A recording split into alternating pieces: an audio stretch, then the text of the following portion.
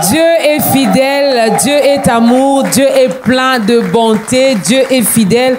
Lui qui nous a appelés, mesdames et messieurs, à la communion de son Fils Jésus-Christ, il est et il demeure fidèle. Alors aujourd'hui, nous sommes là encore dans ce nouveau numéro de Ta Grandeur pour vous parler de sa part. À toutes et à tous, shalom et bienvenue dans votre magazine Ta Grandeur qui reçoit pour vous les serviteurs de Dieu, les hommes de Dieu, pour notre édification. Au nom de la grande équipe, nous vous souhaitons encore bienvenue. Installez-vous, prenez vos Bibles, n'oubliez surtout pas de prendre vos Bibles, vos calepins, vos stylos parce que vous pouvez noter quelque chose que notre invité du jour pourra dire ici, pourquoi pas un verset biblique qui vous aidera aussi à méditer et à grandir dans la vie spirituelle, dans la vie chrétienne, allais-je dire. Alors, shalom à vous, que la grâce et la paix de notre Seigneur et Sauveur Jésus-Christ soient notre partage. Shalom aux internautes, shalom également aux auditeurs de la 87.8 MHz B1 FM. Nous sommes très ensemble avec vous.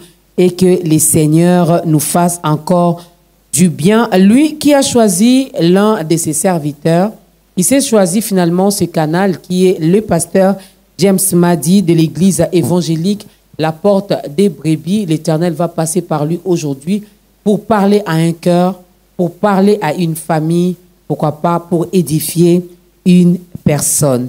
Alors sans plus tarder, nous allons recevoir notre invité, le pasteur James Madi. Shalom, pasteur, et bienvenue. Shalom, Maman Grace. Tout va bien, pasteur? Très, très bien, merci. Bienvenue dans ce magazine. Alors, nous sommes bénis de vous recevoir.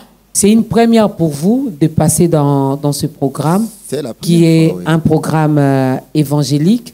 Alors, les téléspectateurs, les auditeurs, les internautes et moi, nous sommes curieux de connaître votre histoire d'amour avec le Seigneur Jésus. Pasteur James Madi, âgé de 69 ans, avec près de 42 ans de ministère. Voilà, je me suis converti il y a plusieurs années. Tout est parti d'un livre que nous avions lu en 1976. Alors qu'avant cela, moi, j'ai été élevé dans la tradition religieuse parce que mes parents étaient protestants, mais je ne connaissais pas le Seigneur. En 1976, nous sommes tombés sur un livre écrit par un pasteur américain, David.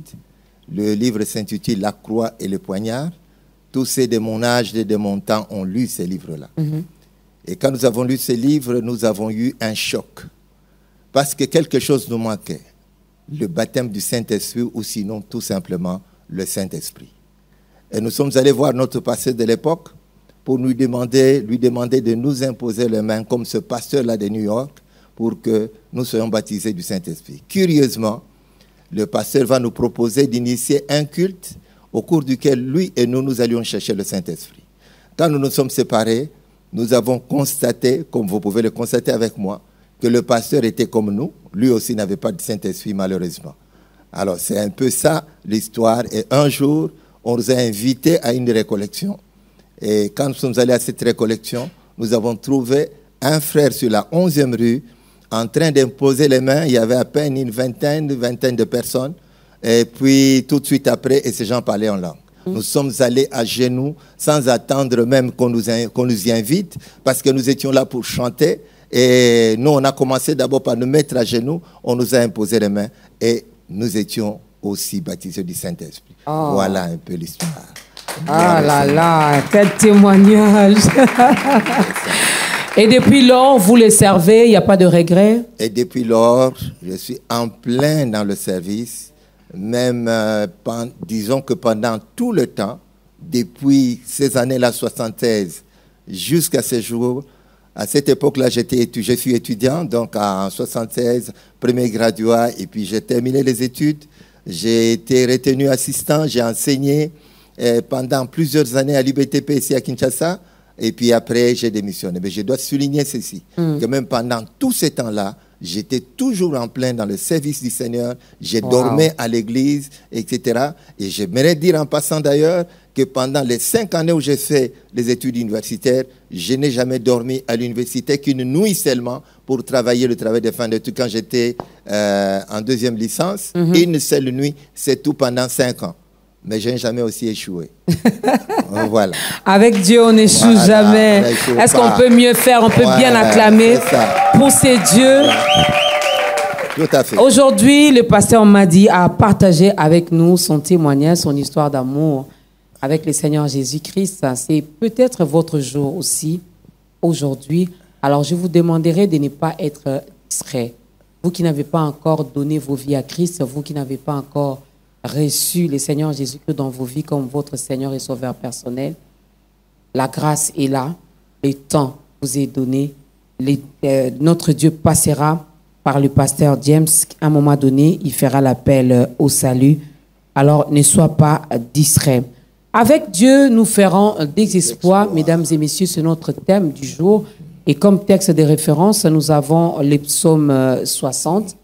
Et moi, j'ai pris le verset 12. C'est là où le psalmiste dit, avec Dieu, nous ferons des exploits. Mais vous pouvez méditer sur tous les psaumes 60, n'est-ce pas? Place au premier chant.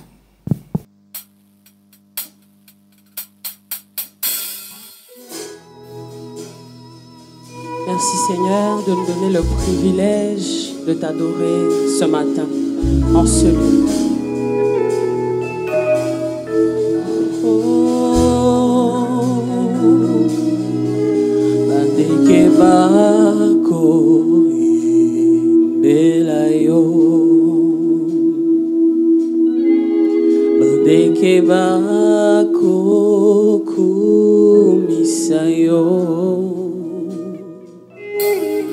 Poete yonde yosala kibango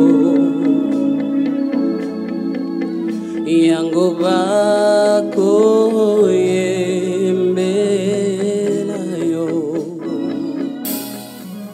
maipe ko kumisa yo bisipe konetola yo poete yonde yosala kibango yango bako yembela yo ngai pe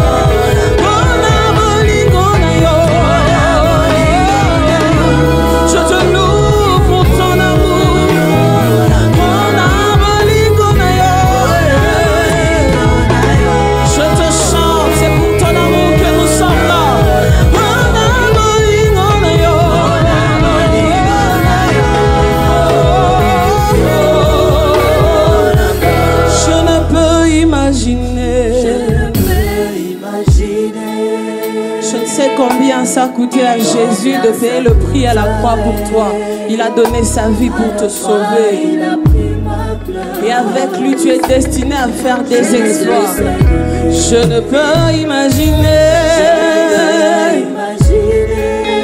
Je ne sais combien tu as payé le prix pour demander ce dont tu as besoin. Mais à la croix, le Seigneur a payé le prix fort pour te sauver. Jésus, oh, je ne peux imaginer. Je ne sais pas combien il a payé pour moi. À la croix, il a pris ma place. Oh, Jésus, oh, il m'a aimé. Il s'est donné pour moi. À la croix, il m'a aimé.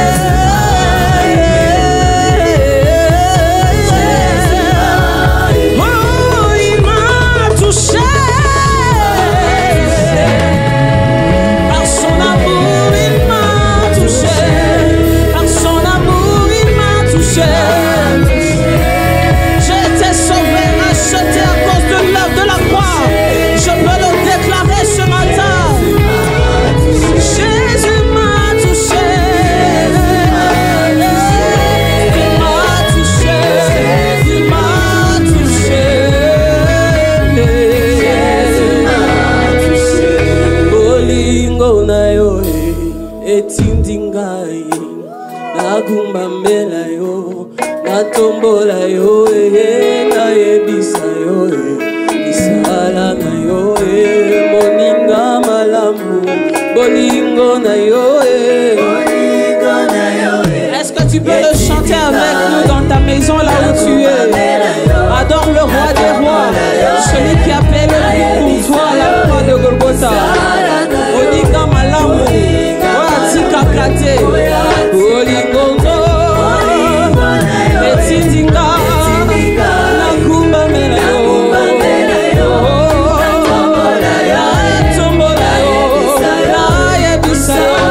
Les exploits que tu as accomplis dans ma vie. Oh Jéhovah,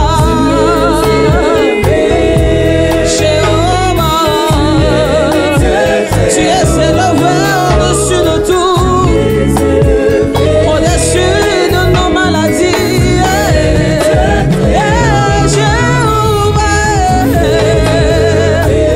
Nous t'acclamons ce matin en ce lieu parce que nous croyons que tu fais des exploits.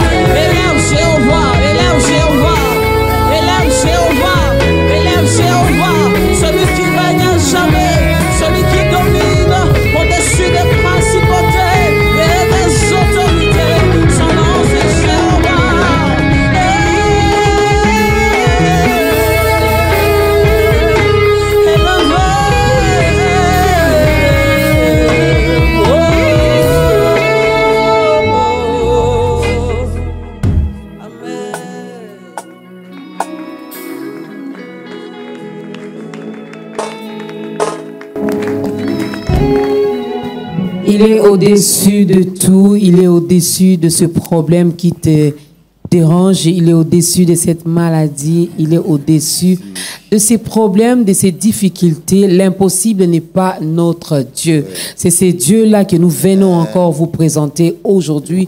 Lui qui est capable de te guérir, lui qui est capable de te visiter à travers ce programme.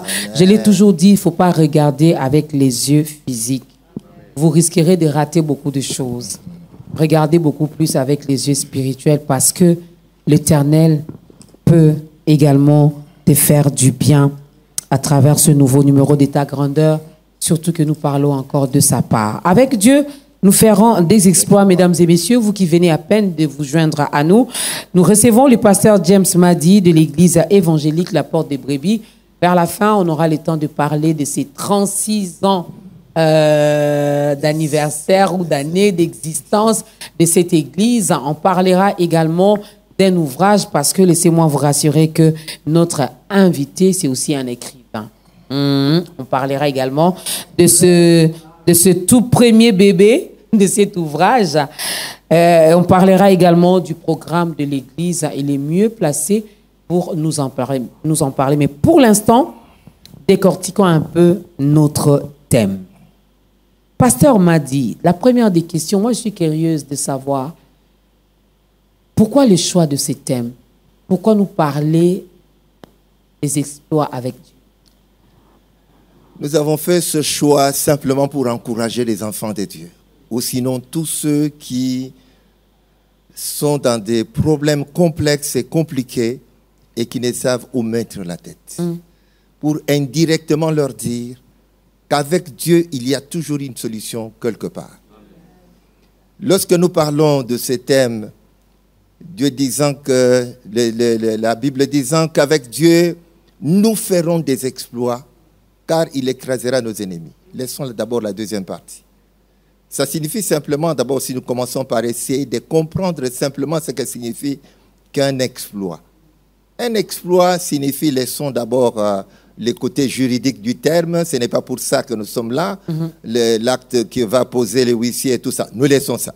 Nous revenons à ce qui nous concerne ici. L'exploit ici, il faut le comprendre simplement comme une reproduction de ce que le commun des mortels ne peut pas accomplir aussi facilement. Okay. C'est ça l'exploit. Cependant, avec Dieu, tout est possible. Avec lui, tout est possible. Tu peux te retrouver devant une montagne. Mais si Dieu est avec toi, tu finiras par franchir cette montagne sans comprendre comment. Et quand tu arrives de l'autre côté, tu jettes un coup en arrière, tu jettes un regard en arrière, tu constates que tu es déjà de l'autre côté.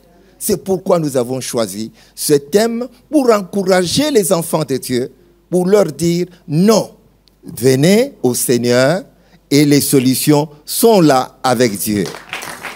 Les solutions sont là avec Dieu, donc venez, et je l'ai toujours dit, il y a de la place pour tout le monde. Voilà. Venez. Mais avez-vous une expérience personnelle, l'avez-vous expérimenté personnellement pour avoir, je vais le dire comme ça, pour avoir ce courage de venir nous en parler, de nous rassurer, de nous appeler, comme vous venez de dire, venez de ce côté, venez dans les Seigneurs.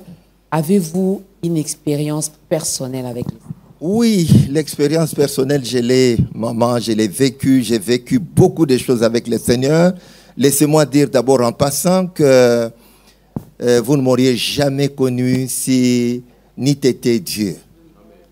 La seule chose que je peux dire, si vous me le permettez, c'est justement informer et dire aux gens que dans le ciel, il y a Dieu.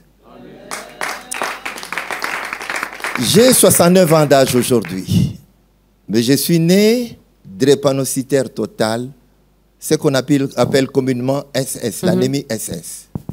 J'ai 69 ans. J'ai vécu sans espérance de vie.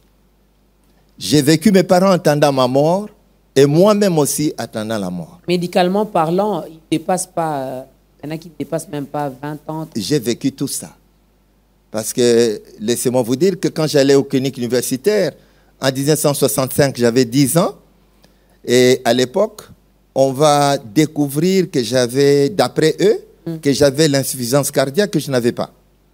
Et ils vont commencer à me soigner de l'insuffisance cardiaque. Parce qu'à ce moment-là, avouons-le, ce que j'ai constaté après, que la maladie n'était pas bien connue ici. Okay. C'est comme ça. On va découvrir cette maladie. Donc, quand j'avais déjà l'âge de 14 ans, dans un hôpital américain, on va aller là-bas et là, on va dire à mon père que non, l'enfant est drépanocytaire, mais il ne tiendra pas, il ne vivra pas. Et là, ils vont commencer à expliquer tout ce qui est connu sur la maladie, etc. On est avec, c'est une maladie héréditaire. On n'aura pas le temps de tout expliquer ici, mais On sait simplement qu'elle est terriblement mortelle et ça pose beaucoup de problèmes à la vie de tout celui qui a cette maladie-là. Beaucoup de dépenses aussi. Hein. Beaucoup de dépenses certainement. Ce qui fatigue les parents pour ces enfants-là, c'est tout simplement un problème. J'ai vécu comme ça.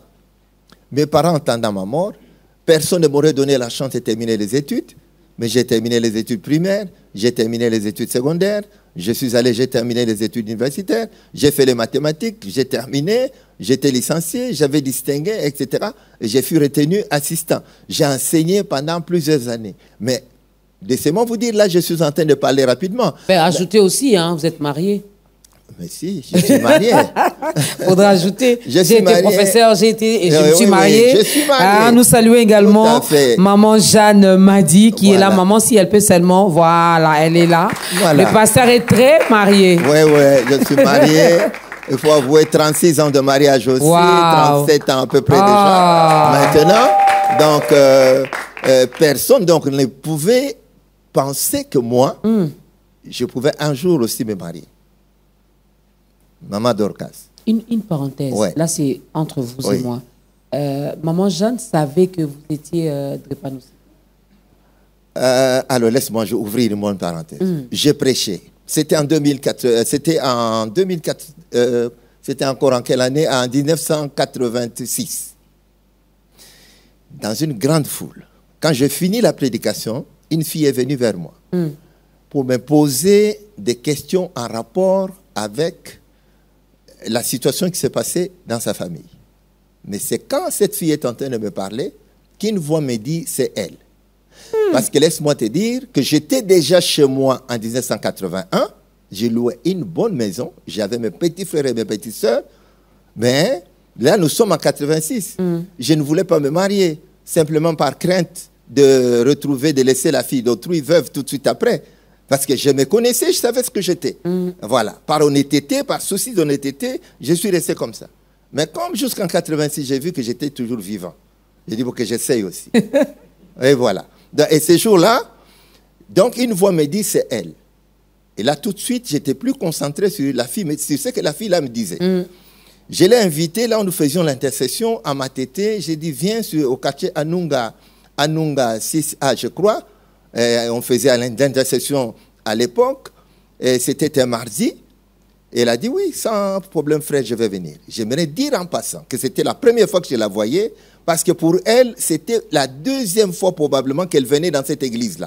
Voilà. Et quand le mardi, je sors à 17h, je la vois venir là-bas, tous les amis sont dans la parcelle. Elle arrive, on se salue, et je lui commence directement mon problème. Je lui dis, ma sœur, je suis un homme qui, comme je te parle là, je peux tout de suite tomber et mourir. Elle s'y saute. Et elle dit, mais pourquoi tu me dis ça? Je lui dis, non, je te l'ai dit parce que pendant que tu me parlais, Dieu m'a demandé de te demander la main. Comme ça. C'était la première chose. Maintenant, je l'ai informé de la situation. J'ai dit, je suis drépanocytaire, je suis SS, voici. Mais maintenant, Dieu m'a demandé de te demander la main. Il est resté calme. Une phrase est sortie de sa bouche qui m'a encouragé, que je ne peux pas oublier jusqu'à aujourd'hui. Elle me dira, si nous sillonnons les cimetières de Kinshasa, il n'y a pas que des SS qui sont enterrés. Voilà. La première chose. Donc, elle savait.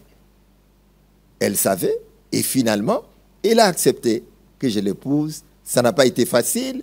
Et pour mon entourage, c'est-à-dire les amis de l'église, etc., qui, eux, disaient, mais elle vient d'où? Comment une fille qui vient de nulle part? Maman Dorcas, laisse-moi d'abord te dire. C'est quand je lui ai posé le problème, je ne connaissais pas son nom, elle ne connaissait pas mon nom, je ne connaissais pas d'où elle venait, quel âge elle avait, ce qu'elle faisait dans la vie. Elle aussi ne me connaissait presque pas. Elle m'avait vu prêcher, et c'était tout. Ce n'est qu'après qu'elle ait donné son accord que je lui ai demandé son nom, son âge, ainsi de suite. Et voilà. Et on est là aujourd'hui.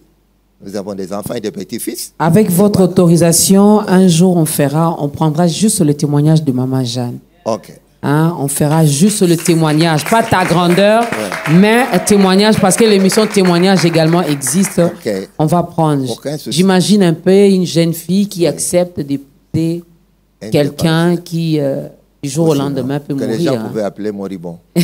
Ah, voilà, c'est ça. On peut Allez-y, pas craindre- pasteur. On ne peut pas craindre le terme. Voilà, c'est ça justement. Donc, elle le savait, et voilà, et on s'est mariés. Et on a vécu comme ça. Des moments de crise, des moments de crise. Imaginez, vous avez l'église en charge, vous faites ceci, vous devez aller au travail, etc. Mais vous pouvez aussi rester 2 semaines cloué au sol et tout ça, parce que je n'ai pas le temps de vous parler de ce que j'ai vécu dans ma jeunesse, comment j'ai grandi, le nombre de fractures que j'ai connues sur mon corps. Dieu seul sait comment je me tiens droit sur mes pieds. J'avais la peur à un moment donné, je pensais que j'allais être déformé, etc., des malformations, par-ci, par-là. Mais Dieu seul sait.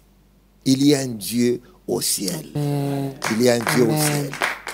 Je vais dire encore et dire encore à une maman qui a un enfant SS, à un papa qui se pose des questions, qui a même des doutes, il y en a qui hésitent. Je dis non, regardez au Seigneur. Il n'y a que Dieu qui a le dernier mot sur la vie de tout homme sur la Amen. terre. Voilà. Et nous avons évolué comme ça pendant 56 ans. Et un jour, nous sommes le 30 avril 2011.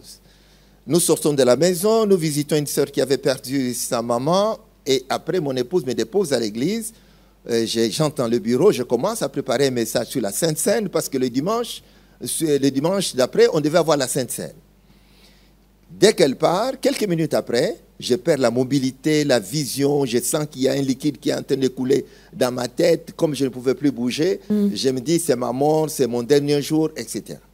Alors cette situation peut avoir duré 1 ou 2, 3 minutes, et après, j'ai senti que je pouvais bouger ma main droite, j'ai tiré le téléphone, j'ai réussi à la rappeler, elle est revenue très vite, quand elle est entrée dans le bureau, elle m'a demandé si je pouvais marcher, je lui ai dit que je ne savais pas, elle est venue me tenir. J'ai fait un effort. On est descendu des escaliers. On a tout fait pour que les choristes ne puissent pas se rendre compte qu'il s'est passé quelque chose. On est rentré à la maison. Et là, le médecin est venu. Et quand le médecin vient, je parle avec lui. Il me dit non, ici, on va tâtonner. Il faut que tu voyages immédiatement. Et comme j'avais un visa de l'Afrique du Sud, je suis allé directement en Afrique du Sud. Le lundi, je me suis présenté à l'hôpital. Et mes frères avaient déjà pris rendez-vous pour moi. On va me soumettre à plus de 38 examens. Je reviens le mardi, le médecin a les résultats devant les yeux et me dit, monsieur, quel est ton problème? Voilà la question. Quel est ton problème? J'ai dit, mais je suis malade. J'ai marché à peine parce qu'il me fallait m'appuyer au mur, etc. Il me dit, non. De tous ces examens que j'ai sous les yeux, tu n'as aucun microbe dans ton corps. Tu n'as ni paludisme, ni quoi. Aucun microbe du Congo. Tu n'en as pas dans ton corps. Alors je rappelle maintenant au médecin. Je dis non, attends. Mais je suis anémique. Je suis SS. Alors peut-être le problème, c'est ce côté-là. Il reste calme et il me regarde. Il dit, l'examen que j'ai sous les yeux montre que tu n'es pas anémique. Tu n'as jamais été anémique. Tu n'es pas né avec cette maladie. Wow. Ouais. Alors il me dit, parce que comme tu me parles là, ton hémoglobine est de 16. Et moi qui suis médecin, mon hémoglobine maintenant est de 14. Et entre toi et moi, qui est anémique par rapport à l'autre? Je dois avouer que j'étais perdu. Je suis parti en Afrique du Sud précipitamment alors que j'étais orateur à une conférence à la Borne. J'avais appelé le pasteur, comme tous connaissaient mon histoire. Quand je lui ai dit, non, ça ne va pas, remplace-moi, il a dit, sans problème. Il m'a remplacé. Mais là, on me dit à l'hôpital que je ne suis pas malade, que je n'avais aucun problème. Maintenant, le médecin va me dire, écoute, nous allons faire un examen qui va nous départager. Mais ça coûte énormément cher. Alors, je ne sais pas si tu seras en mesure de payer cet argent. J'ai dit, donnez-moi le bon, je vais payer. Il m'a donné le bon, j'ai appelé mon épouse. J'ai dit, il y a un problème ici, envoie l'argent. Elle a envoyé, j'ai payé un mercredi. Et le jeudi, je me suis retrouvé entouré par 8 médecins blancs. Ils m'ont introduit dans une machine.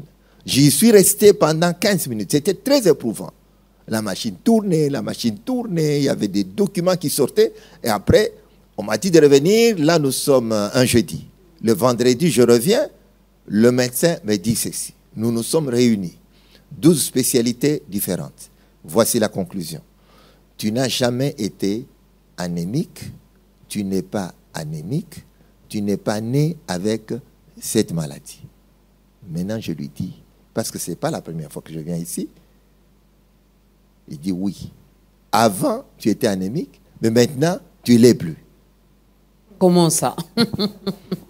Et la situation, après, il m'a dit, reviens. Je suis revenu. Échographie cœur, échographie des ceci. Et ils ont tout fait.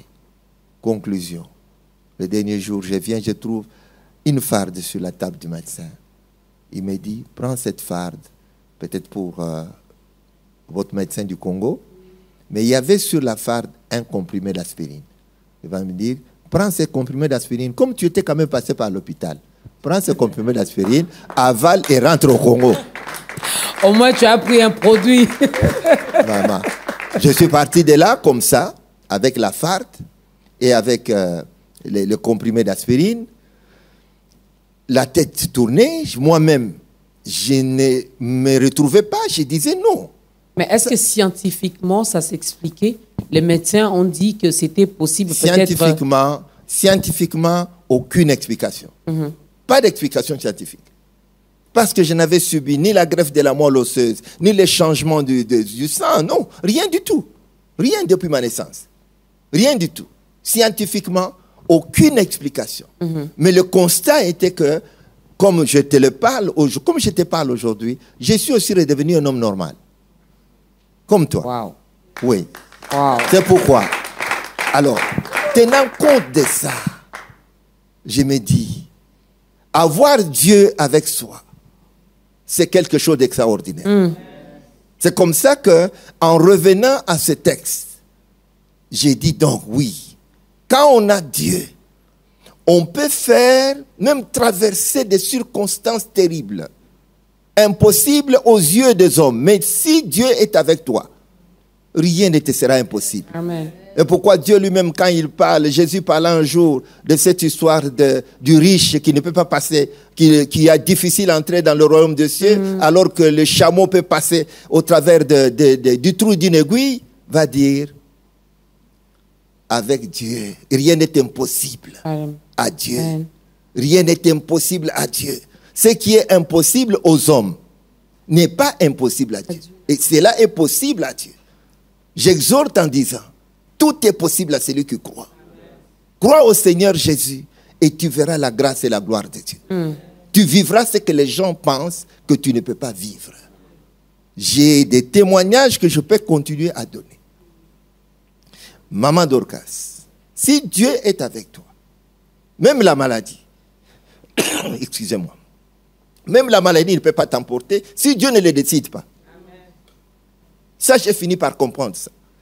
Il y a des moments où je me retrouvais par terre. Je rentre un peu en arrière. En 1978. Non, 77. Je me suis retrouvé comme ça, dehors, pendant 3 jours, par terre, ne pouvant me relever.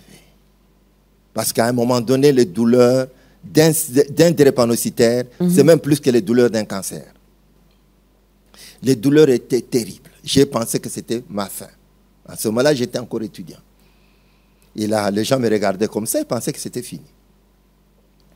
3e jour, je me suis mis debout. J'ai senti la force me revenir. J'ai pris une douche, j'ai pris les notes, je suis allé au cours, je suis rentré à l'église. Rien n'est impossible à Dieu. Yes. Rien n'est impossible à Dieu. Un jour, je suis allé à l'église, une grande église ici à Kinshasa. Le pasteur m'a laissé la charge de prêcher. Il est allé en Europe. C'était la première fois d'aller là-bas. Et dans cette grande église-là, il y avait 3 cultes les dimanches. Et quand nous arrivons le vendredi la nuit, j'ai piqué une crise terrible. On appelle le médecin, il vient la nuit, il me bourre des piqûres, etc. Il me demande de ne pas bouger, de rester sur place. La nuit. Maintenant, c'est le samedi matin. Quand j'appelle le pasteur assistant qui était resté pour essayer de lui dire, mais attends, trouve déjà une solution parce que là, j'ai l'impression que ça ne peut pas aller. Quand je l'appelle directement, il dit, oui papa, nous sommes dans la joie de te recevoir, nous t'attendons.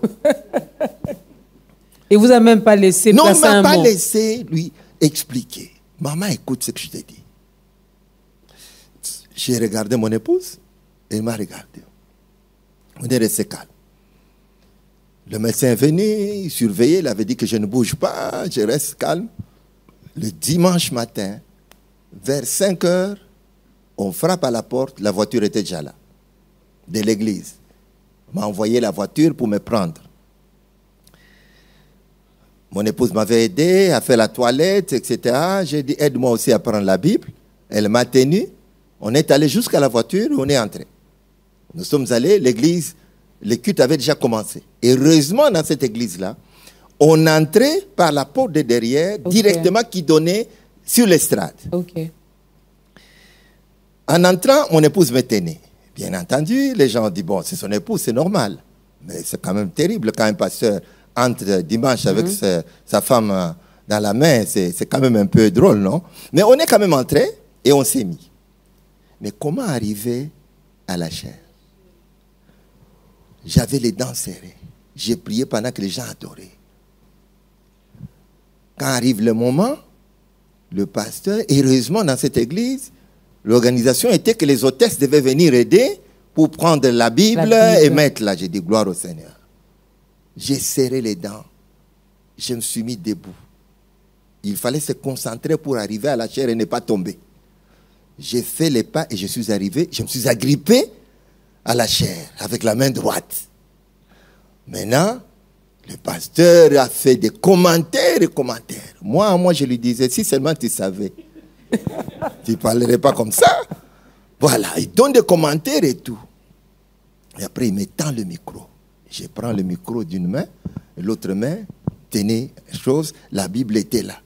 Mais comment ouvrir la Bible? Je n'ai pas ouvert la Bible. J'ai prié. J'ai arrêté de prier. J'ai commencé à parler.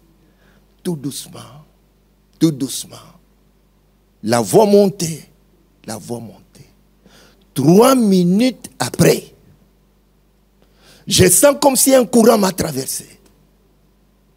Je sens que la maladie était partie, je lâche la chair. Ces jours-là, j'ai parlé, je sentais que le ciel était sur la terre. C'était extraordinaire. J'ai terminé le premier culte. On va me faire asseoir. Je reviens pour le deuxième culte, je termine. On va me faire asseoir. Quand je suis assis, le médecin appelle. Il dit, pasteur, je pense que tu es au repos. J'ai dit, oui, justement, je suis assis. Au repos. Mais je ne pouvais pas lui dire que je viens de prêcher déjà 2 fois. Sinon, il allait dire, mais c'est un aventurier, ça. Hein? Et j'ai fini les 3 cultes. Et la maladie est restée là-bas. Amen. J'ai fini par comprendre une chose aussi, c'est que la parole de Dieu est une puissance. Amen. Elle est puissante par elle-même. Elle peut elle-même guérir, libérer quelqu'un d'une situation. La parole de Dieu. C'est pourquoi on aime la parole. Parce que la parole est Dieu elle-même. Amen. Voilà. Amen. Voilà. La parole est Dieu. Est-ce qu'on peut acclamer pour Dieu? Gloire au Seigneur.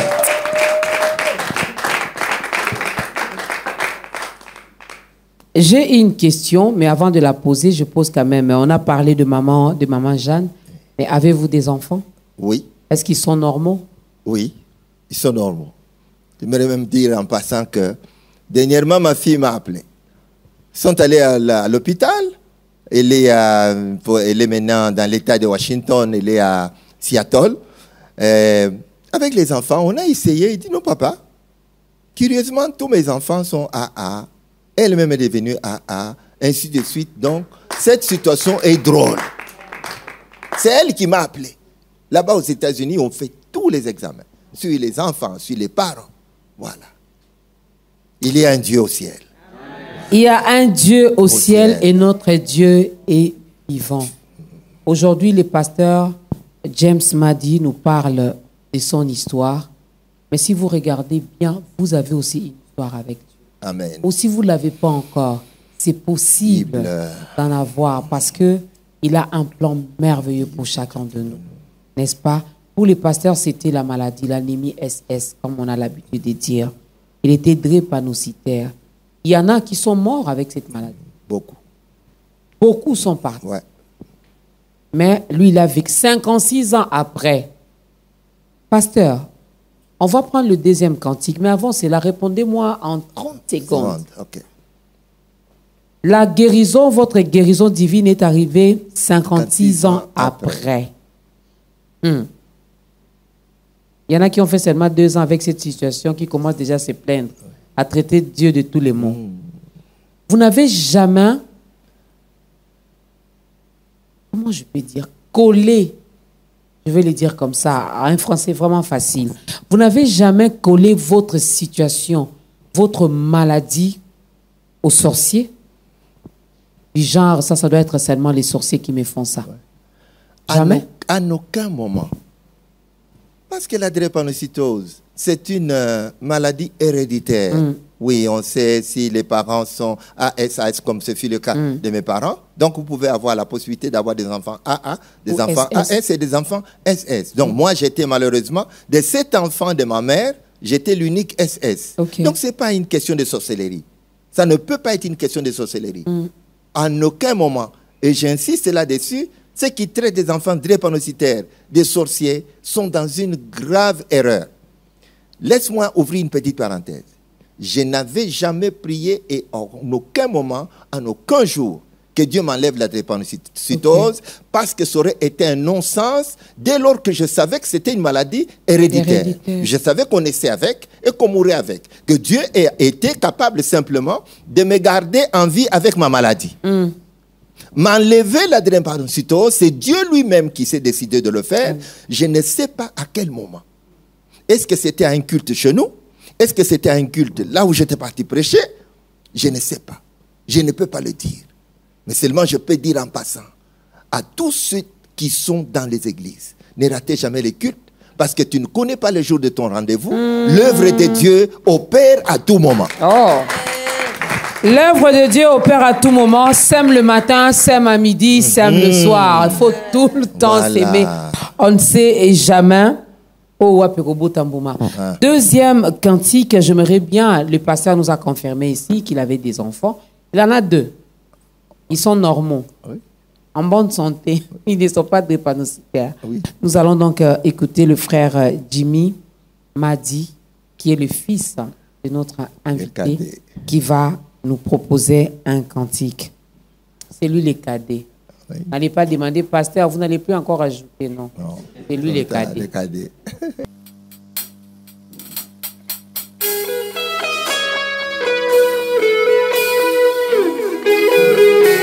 Tu es né liboso na yo, koso pamalas. Tu es né liboso na yo, koso pamitema liboso ya kiti na yo. Yo te nzambe na nguya, yo te nzambe na nkembo.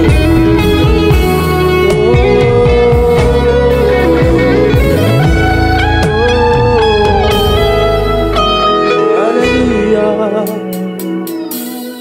Liboso ya kiti na yo, na ye kosopa motema na ngayo.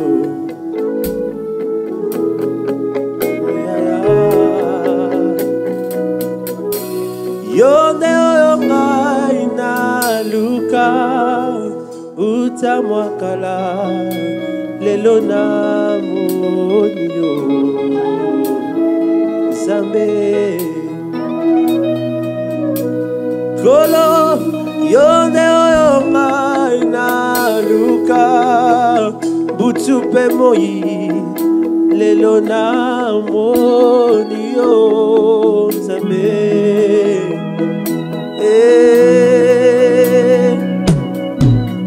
Mapsumo limbi singa etindinga na yemba zembuyo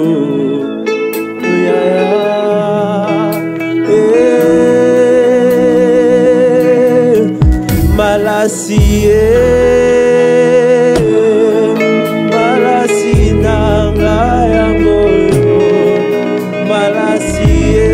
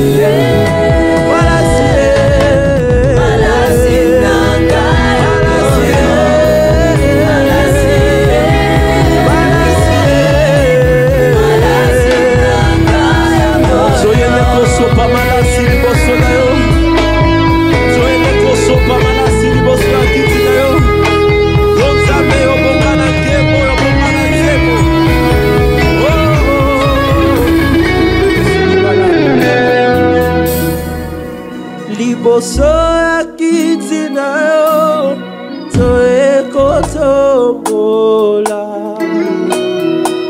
bokonzi na yo yobongi ye liboso ya kiti na yo toekotombola bokonzi na yo yobongi ye yawe fanda na yo zuwa lokumu shilo fanda na yo yobongi ye liboso ya kiti na yo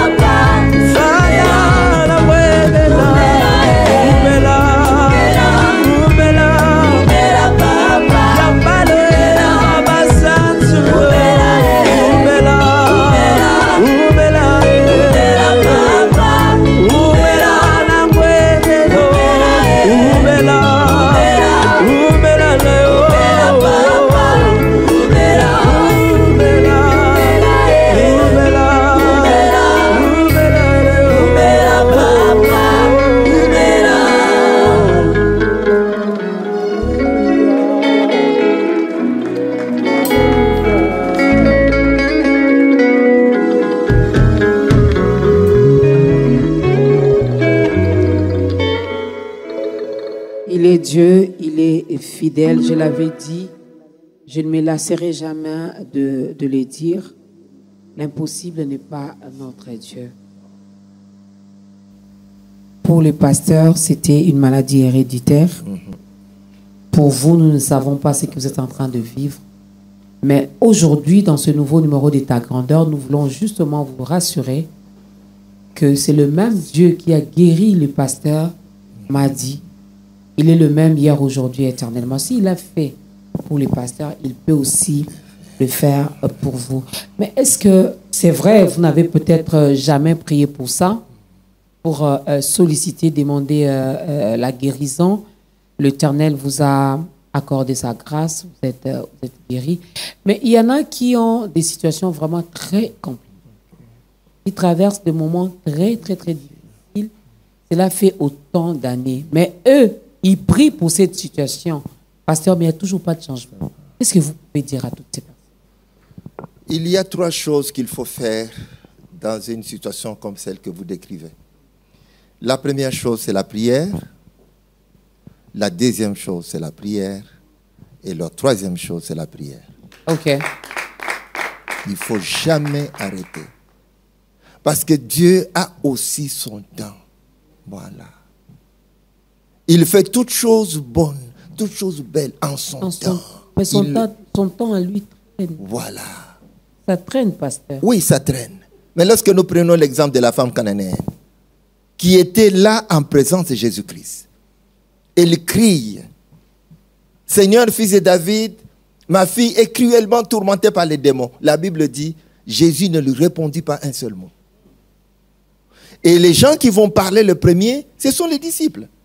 Et ils ne vont même pas avoir pitié de la femme. Ils vont plutôt solliciter auprès de Jésus de renvoyer la femme. Il dit, elle est en train de déranger derrière nous. Ce n'était pas facile. La femme a continué sa demande. Et n'a pas arrêté, malgré le silence de Jésus. Elle n'a pas arrêté. Elle était debout. D'abord, écoutez, pour la première fois, quand Jésus ouvre la bouche, Jésus va dire, je n'ai été envoyé qu'aux brebis perdues de la maison de Judas, pas pour les autres. Donc, comme pour dire à la femme, ce que tu as vu ne te concerne pas. Parce que la femme faisait partie des gentils. Il dit non, ça ne te concerne pas. La femme ne s'est pas découragée pour reculer. Elle était debout, elle va se mettre à genoux. Elle va relancer avec la demande. Elle va insister. Quand elle va insister, Jésus va ouvrir encore la bouche pour dire, on ne peut pas prendre les pains des enfants et les jeter aux petits chiens. Jésus. Non, mais moi, je ne sais pas si à la place de la femme, je pouvais rester. Mais la femme ne va pas reculer. Elle va rétorquer en disant, mais les petits chiens ramassent les miettes qui tombent de la table de leur maître. Quand Jésus entend ça, il est coincé. Il faut qu'il se justifie. Et pour se justifier, il commence par dire, femme, ta foi est grande. Qu'il te soit fait comme tu veux. Ah oui. Oui, c'est possible.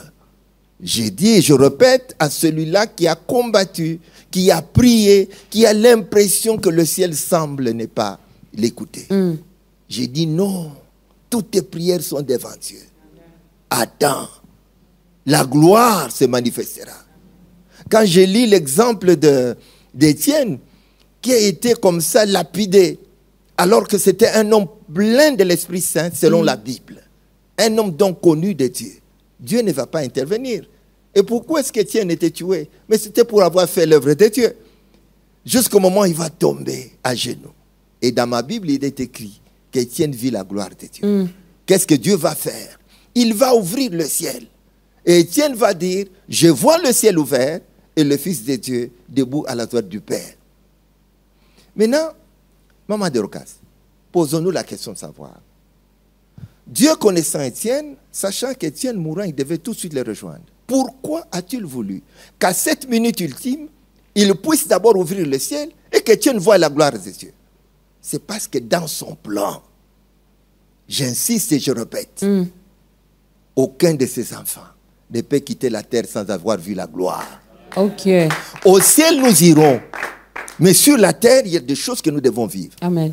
Parce que quand je considère la réponse de Jésus à Pierre, le jour où Pierre se sentait un peu découragé, a pris le courage entre les deux mains.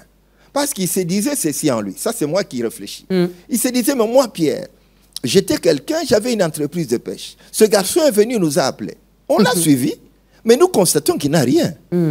Il n'a même pas quelque chose. Et lui, comme si cela ne suffisait pas, Jésus va se permettre un jour de dire que les oiseaux ont des nids, et les renards ont des tanières, et le Fils de l'homme n'a ni où reposer sa tête. Non, Pierre dit, ça c'est trop. Ça suffit. Il faut d'abord que je lui pose la question, parce qu'il ne faut pas que j'ai fait une bêtise. Il prend le courage entre les deux mains. Il va vers Jésus. Il lui dit, Seigneur, nous qui avons tout quitté, que pouvons-nous attendre? Jésus connaissait. Jésus lui dit, il lui donne la réponse à deux volets. Le premier volet lui dit, il y a la vie éternelle. Pierre dit, oui, ça c'est ce que tu racontes, mais dans l'entretemps. Parce que ça, c'est ce qui est important. Dans l'entretemps. Et moi, j'insiste là-dessus. Parce que c'est là que le diable attrape les enfants de Dieu. Vous leur dites, non, regarde, tu es là, mais il n'y a rien qui change. Tu es là, mais ça traîne. Tu pries, mais viens là où c'est rapide. Non, ne va pas. Et Jésus va lui dire, deuxième volet de la réponse, il lui dit, ce que tu as perdu au centuple, c'est ça ce que tu dois avoir sur la terre. Donc, il y a des choses que les enfants de Dieu doivent vivre pendant qu'ils sont sur la terre, avant d'aller au ciel. Ça, c'est très important.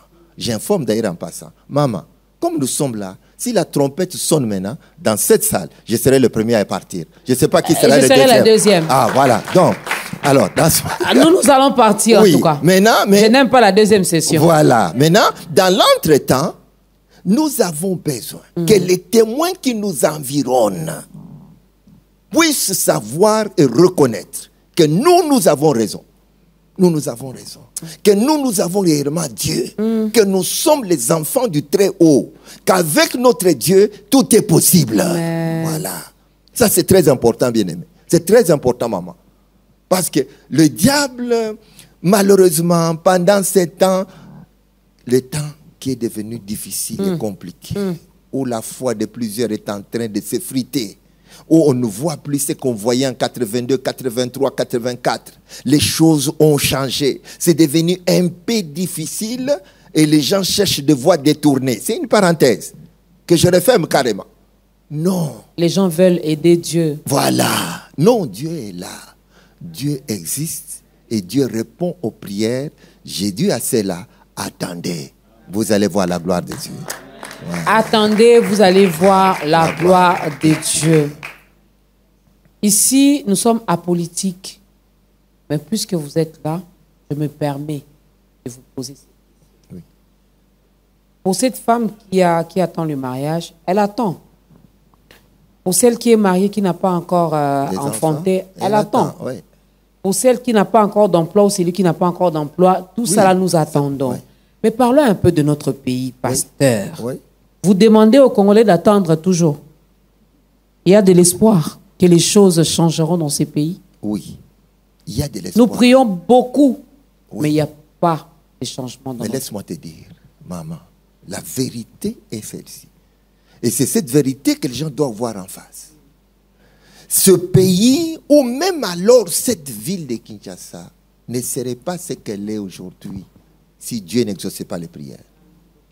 Il y a des choses que je ne peux pas dire ici, que moi je connais. Et que Dieu seul a pu empêcher à cause des prières de beaucoup de serviteurs de Dieu qui avaient pris la conscience de la chose. Ils se sont mis à genoux dans l'ombre. Okay. Ils ont prié Dieu. Et ce qui est arrivé, nous disons, Seigneur, il y a un Dieu dans le ciel qui exauce les prières. Et même les gens se posent des questions. La question principale est de savoir pourquoi le pays n'est pas dans la famine. Voilà. Ils se posent des questions. En dehors de notre pays, je sais, j'ai entendu des gens parler, mais ces gens-là, on ne comprend pas comment ils vivent. On ne comprend pas pourquoi ceci n'arrive pas. Pourquoi cela n'arrive pas. Ça n'arrive pas parce que l'Église joue un grand rôle. Les enfants de Dieu prient pour le pays. Ça va changer. Ça changera certainement dans notre pays. J'ai dit aux enfants, attendez. Vous vivrez autre chose. Amen. Ah oui, amen. Ça. Que l'Éternel nous fasse grâce de vivre ces changements. La prière, vous avez dit 3 choses que vous nous recommandez, la prière et la prière. Et la prière. Même si maintenant, tout de suite, nous ne voyons rien, continuons de prier. Je peux prier, demander quelque chose à Dieu une seule fois, je laisse, ou je dois continuellement continuer, passez-moi la tautologie, à prier et à demander la même chose. Là, nous entrons dans un domaine complexe. J'ai vu des prières qui tout de suite ont été exaucées. Dans l'immédiat, sans qu'on attende. J'ai vu des cas où Dieu a donné la réponse. Là, je ne parle pas de ce qu'on m'a raconté. Dieu a donné la réponse après 3 séances de prière. Ok. J'ai vu des situations que Dieu a pu résoudre après plusieurs prières.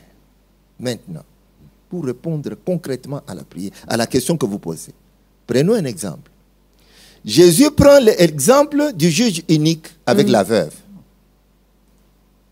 Il dit, si cet homme ici peut finalement dire non, à cause du fait que cette femme importune, que je donne seulement la solution, il dit, à plus forte raison, votre Père qui est dans le ciel. Il ne voulait plus que cette femme continue à l'embêter. Voilà. De la même manière, c'est Jésus qui fait cette comparaison. Donc, nous comprenons par là que si tu insistes, la réponse finira par arriver. La réponse finira par arriver. Ouais, comme ça. Continuez, persévérez, Voilà. continuez à prier et surtout la foi. La foi. Activez encore votre foi. Avant de faire l'appel au salut, j'aimerais bien vous poser cette question, homme de Dieu. Qui peut faire, je vais l'appeler une déclaration, qui peut dire, avec Dieu, nous ferons des exploits? Est-ce réservé seulement aux enfants de Dieu, aux chrétiens nés de nouveau, ou toute créature, tout être humain peut crier avec Dieu? On a même vu certains partis politiques le dire aussi. Tout le monde peut le dire. Tout le monde peut le dire, mais ne peut pas attendre quelque chose de ça. Okay. C'est dangereux parce qu'en ce moment-là, ça peut devenir un slogan. Mais nous, non.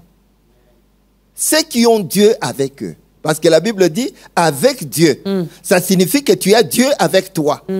N'oublions pas, d'abord, à l'Écodime, nous apprenons aux enfants que vous êtes le temple du Saint-Esprit, vous êtes le temple du Dieu vivant. Dieu, pour qu'il soit ici, il doit être en vous, maman, et en moi, en tous ses frères ici. Alors il est là.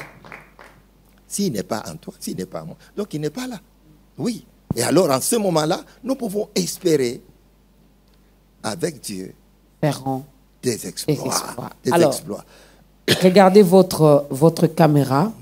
Cette personne a compris qu'elle ne peut pas le dire comme ça. Non, c'est la parole de Dieu. Cela n'est pas un slogan. Elle est prête à ouvrir la porte de son cœur pour que Jésus-Christ fasse son entrée. Aidez-le. Et de là, pasteur, nous allons faire l'appel au salut. Regardez votre caméra et adressez-vous directement à cette personne. Bien-aimés, vous qui m'avez entendu et qui m'avez suivi, je répète que vous ne m'auriez jamais peut-être connu ou j'aurais jamais eu cette occasion si Dieu ne m'avait pas fait la grâce de me garder en vie aujourd'hui après m'avoir guéri après 56 ans de souffrance avec la drépanocytose. Reçois le Seigneur Jésus comme dit la Bible.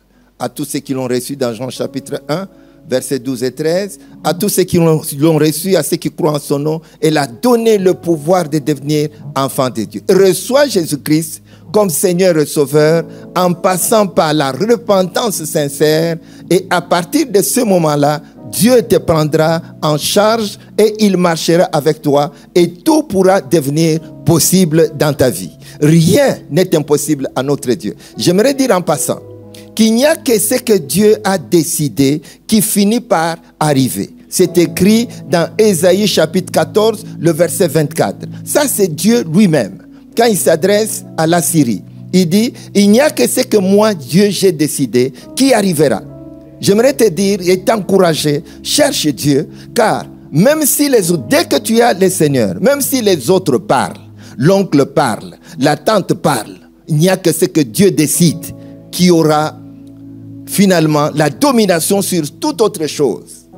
Laisse-moi te dire encore une petite chose, c'est que la Bible dit ceci. Dans le même texte au verset 27, la Bible dit, sa main est étendue, qui la détournera? Personne ne peut détourner la main de Dieu sur toi. La Bible dit, l'Éternel a pris cette résolution. Qui s'y opposera? Personne ne peut s'opposer à la résolution de Dieu. Donc, si Dieu veut te faire du bien, alors, même pas le diable ne pourra rien contre toi. Il ne pourra pas fermer la porte que Dieu a ouverte pour toi. Que Dieu te voie, que Dieu t'assiste, que l'Éternel t'aide à devenir son enfant et que tu t'engages définitivement en te repentant et en recevant Christ comme Seigneur et Sauveur.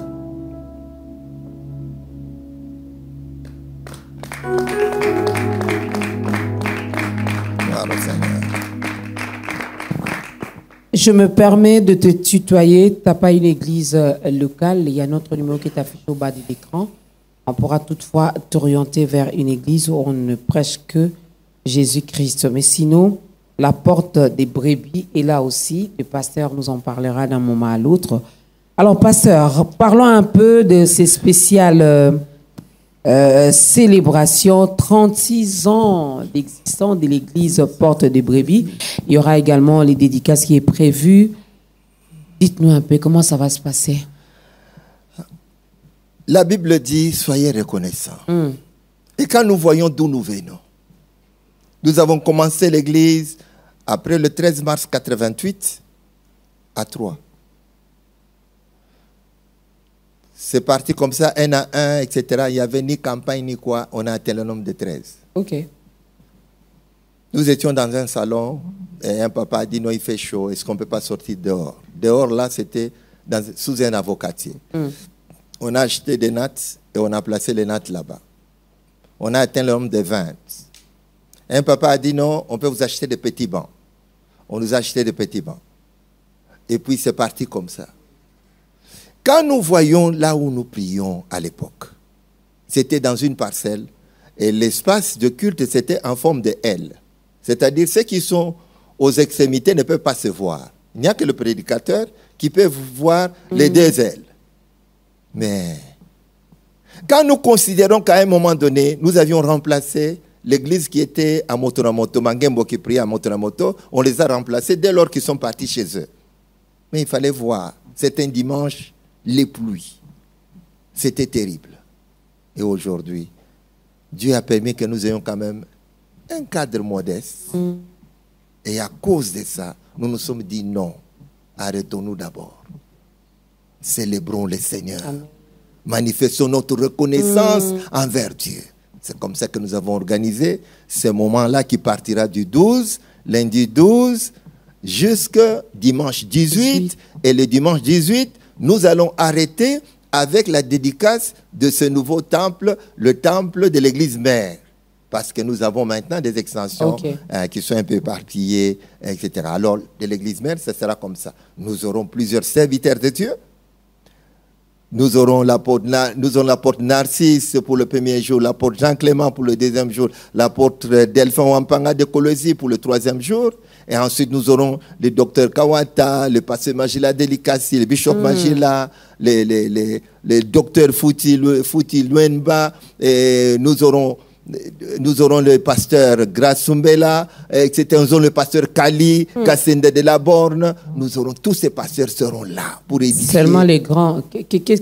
Ce choix-là est fait pousser par qui? Par le Saint-Esprit? Non. Les pasteurs du coin du quartier, là, lui, là, il n'est pas invité. C'est tout simplement. Pasteur Kali, c'est mon voisin. C'est lui qui. Tous ceux qui nous ont accompagnés. Oui, j'ai dit seulement les grands. Oui, non. Dans les choses de Dieu, il n'y a pas de grands. Jean-Clément. Il n'y a pas de grands, il n'y a pas de petits. Quand je parle de Narcisse comme apôtre là, non. C'est aujourd'hui, c'est vrai, c'est un grand serviteur sur la ville, etc. Mais quand j'ai commencé à l'utiliser, quand il avait 18 ans. 18 ans. Mais il était tout jeune, même là, il est encore tout jeune. Il m'appelle papa. Quand on l'a vu, quand il était encore juste 7-8 ans, et on lui donnait des bigogos sur la tête, etc. Narcisse. Mais aujourd'hui, c'est un grand homme de Dieu, bien entendu. C'est moi des gens, des noms connus. Non. Nous, chez nous. Tous les noms que vous avez cités là, je le connais. Oui, mais non simplement. C'était même un nom que je ne connais pas. À cause des lèvres de Dieu qu'ils font. OK. Voilà. C'est ça. OK. C'est ce qui fait que ces gens-là sont connus. Ce sont des gens, tous ces noms-là, c'est des gens qui nous ont accompagnés, Amen. Avec qui on a travaillé, on a collaboré pendant tout ce temps. On s'est dit non, c'est le moment maintenant de venir. Vous savez que Dieu était un Dieu des œuvres achevées. Yes. Dieu n'a jamais été un Dieu des œuvres inachevées. Quand il commence, il termine. Voilà. Alors je leur dis, venez voir quand même le petit espace que Dieu nous a donné et comment on l'a aménagé. D'ailleurs, je vous lance aussi l'invitation.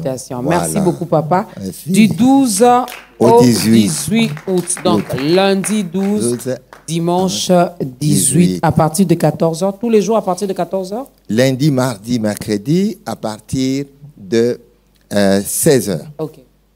Jeudi, 2 vacations. L'avant-midi et l'après-midi. L'avant-midi pour les serviteurs, l'école du ministère avec les différents serviteurs de Dieu. Et l'après-midi, on aura 2 serviteurs de Dieu. Jeudi 2, le vendredi après-midi 2, samedi après-midi. Le matin, serviteur et l'après-midi, 2 serviteurs. Et le dimanche, c'est à partir de 14h pour permettre aux pasteurs de terminer à tous nos invités de venir pour qu'ensemble, nous puissions dédier la place au Seigneur. Okay. Le rendez-vous est pris. Comment faire pour vous contacter, pasteur?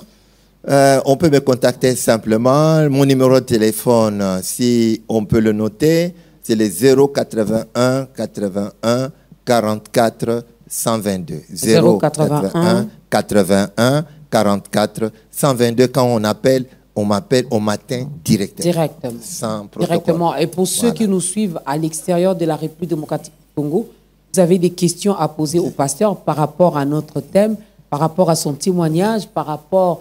Vous avez besoin que l'homme de Dieu puisse prier pour vous. Vous mettez le plus 243. C'est lui-même qui décroche son téléphone. Amen. Écrivain. On va clôturer avec cette casquette d'écrivain. Bientôt là, il y aura un nouveau-né qui verra le jour. Un ouvrage. C'est intitulé comment? Qui l'eût cru? Il y aura français. Non, c'est simple. Qui l'eût cru? Personne n'aurait cru ce qui s'est passé, ce que Dieu a fait. Voilà le thème. Nous voulons parler d'abord de ce que Dieu a fait, etc., pour soutenir la foi de plusieurs. C'est ça les soucis que nous avons. Soutenir la foi de plusieurs, mais aussi rassurer à tous ceux qui vont lire ces livres que c'est encore possible. Ok. Il ne faut pas se décourager. Ok. Voilà. Et le vernissage, c'est pour quand? Le même dimanche? Les 18. Oui. Ok. Ouais, il y aura vente également sur place? Sur place. Voilà. Tout ça, les 18. Les 18. Le programme commence le lundi 12. Et puis dimanche, on va clôturer avec la dédicace du temple, avec le vernissage de ces livres qui l'eût cru? Qui l'eût cru? Ok. Personne n'a cru. Heureusement que Christ nous aime. Heureusement que ceux qui l'ont reçu, il a fait de ses enfants, les enfants de Dieu.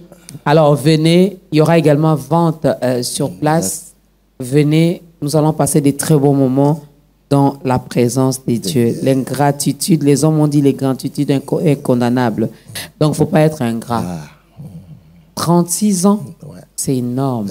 C'est beaucoup. Il y en a qui ont commencé, à peine 6 mois, ils ont fermé les portes. Il y en a qui ont commencé 2 ans après. Il y a eu des divisions, des séparations, des dislocations, des choses compliquées. Mais 36 ans. Et il y a des enfants qui sont nés là-bas et qui sont devenus des serviteurs de Dieu là-bas. Aujourd'hui, il y en a même derrière moi ici et qui ont chanté. Maman Christelle. Que j'ai présenté comme des bébés là-bas. Maman Christelle. Maman Christelle a grandi à l'église. Maman Christelle Moukane. Elle a grandi à l'église. C'est maman pasteur, hein? Son mari est pasteur. Oui. Mais je ne sais pas pourquoi son mari n'aime pas ta Son mari était à l'Écodim. Son mari, à l'Écodim. Il a grandi à l'Écodim. Papa, vous étiez à l'Écodim. Aujourd'hui, là, vous êtes grand. Il faut passer ici pour édifier le peuple de Dieu. Amen. Hein? Amen. Bon, moi, je clôture parce que mon réalisateur, là, m'ouvre les yeux comme ça. Il me regarde avec des grands yeux. Qu'est-ce qu'on peut retenir par rapport à notre thème d'aujourd'hui? Ce que je peux dire pour conclure, c'est un verset de la Bible. Dans la Bible, nous sommes dans Ésaïe chapitre 41, le verset 20. Si tu m'entends, note ce verset. Qu'il y a des choses que Dieu fera dans nos vies pour que les gens puissent se rendre compte que c'est Dieu qui a fait. Amen. Parce que le verset dit, afin qu'ils voient, qu'ils sachent, qu'ils observent, et considère que la main de l'Éternel a fait ces choses, que les saints d'Israël en est l'auteur. Voilà. Quand les médecins me demandent comment c'est arrivé, j'ai dit Dieu. C'est Dieu. Tout simplement. Je ne sais pas. Mais Dieu. Peut-être aussi dans ta situation, Dieu se réserve. Ouais. De donner la réponse pour que les gens disent, ça, c'est Dieu. Voilà. Je vais faire quand même un petit commentaire avant de recevoir la bénédiction de l'homme de Dieu. Vous savez, Dieu, on ne l'aide pas. J'ai aimé ce que l'homme de Dieu nous a rappelé, c'est la Bible qui le dit. Il fait chaque chose bonne en son temps. Tu t'es marié, tu n'as pas encore d'enfant. Pourquoi tu veux avoir des bébés ordinaires? Dieu te réserve des bébés témoignages. Amen. Parce que lorsque tu te mettras devant les gens pour en parler, les gens diront ça, c'est Dieu. Amen. N'est-ce pas? Voyager. Oh, moi, je suis allé aux États-Unis. Hein. Je n'ai pas dépensé un franc. Pasteur, je suis allé. Je ne me suis pas compromise pour voyager. Oui. Non. Quand Dieu a dit c'est le moment, je suis allé et il avait tout préparé pour moi. Voilà. On m'a logé gratuitement. On a pris soin de moi gratuitement. On m'a même payé encore un autre voyage. Donc j'ai quitté un État pour un autre État. Ça, c'est Dieu. Ça, c'est Dieu. Amen. Ne va pas te compromettre pour avoir un téléphone iPhone, pour avoir un mariage, pour avoir des enfants. Et Dieu, ça traîne. Je vais aller voir la maman là du coin. Non. Chez Dieu, il y a Tout. mais il est fait en son temps. Sois seulement dans le temps de Dieu, tu vivras sa main. Amen. Et tu vas témoigner. Amen. Pasteur James Madi de l'église évangélique La Porte des Brebis était donc notre invité. Nous avons bien mangé. Moi, c'est surtout son témoignage qui m'a capté. Je pensais que j'avais un témoignage extra. Waouh, oh, il y a encore des témoignages. Donc Dieu, ce qu'il a fait avec son serviteur, il peut aussi le faire avec lui. C'est quoi cette maladie? C'est un cancer? Il peut vous guérir. Il peut. C'est quoi la diabète? C'est quoi insuffisance rénale? Au peut. fait, aucune maladie n'est au-dessus du nom de notre Seigneur Sauveur Jésus-Christ. Jésus. Crois seulement et tu vivras la main de Dieu. Merci beaucoup, pasteur, d'avoir été de nôtres aujourd'hui. Merci, maman Dorcas. Merci à maman Jeanne. Si madame avait refusé, papa n'allait pas sortir non plus. Hein. Moi, j'aime les pasteurs qui se font accompagner de leurs épouses comme ça. Amen. Yo balaka maman tika ki na ndako. Chaque invitation, même pour aller prêcher, vous allez seul. Hey, pasteur. Faut toujours aller avec maman. Amen. Parce que dans nos églises, là, il y a les sœurs qui vous attendent aussi là-bas. Hein. Mais quand ils vont voir que maman Christelle est là directement, ah, il est marié et sa femme est là, directement, on vous épargne de certaines tentations. Oui, Hein? tout à fait. Désormais, dans ta grandeur, homme de Dieu, venez avec vous. Amen. Ok. Non, j'aime. Maman Jeanne, merci d'accompagner votre Amen. mari. J'espère que vous le faites partout où il Partout. va. Vous l'accompagnez, ça c'est Partout. bien. Hein? Le statut a changé, les gens doivent voir. Oui. Les jeunes sœurs célibataires doivent voir que maman est toujours à côté de papa. Ah oui. Et ça va les motiver aussi. Oui. Hein? Ah, j'ai envie de continuer l'émission, mais je m'arrête ici parce que c'est la télé. Amen. Pasteur, désormais, maman, vous êtes mariée, vous voulez passer dans ta grandeur, que votre Viens, mari soit là. Voilà. Papa, que votre femme soit là. Voilà. Amenez aussi les enfants. Désormais, ta grandeur, c'est une émission de famille. Merci au frère Jimmy, merci à maman Christelle, merci à vous, chers serviteurs de Dieu, d'avoir accompagné le pasteur. Moi, j'aime bien vous arracher le sourire comme ça, parce que le rire est aussi thérapeutique. Oui. Et j'aime ce que la Bible me dit dans 1 Thessaloniciens 5, 16. Soyez toujours joyeux. Ah, levez-vous. Lèvons-nous, l'homme de Dieu va nous bénir. Qui n'a jamais vu le pasteur James en train de danser? Moi. Aujourd'hui, là, nous allons le voir en train de danser pour la gloire de son Dieu. Hey. Pasteur, bénissez-nous. Ok. Nous allons prier. Éternel, tu es le Dieu qui voit tout, qui connaît tout. Tu es le Dieu qui voit la souffrance qui se trouve dans les cœurs de plusieurs qui nous ont entendus. Même de ceux qui sont avec moi à l'église.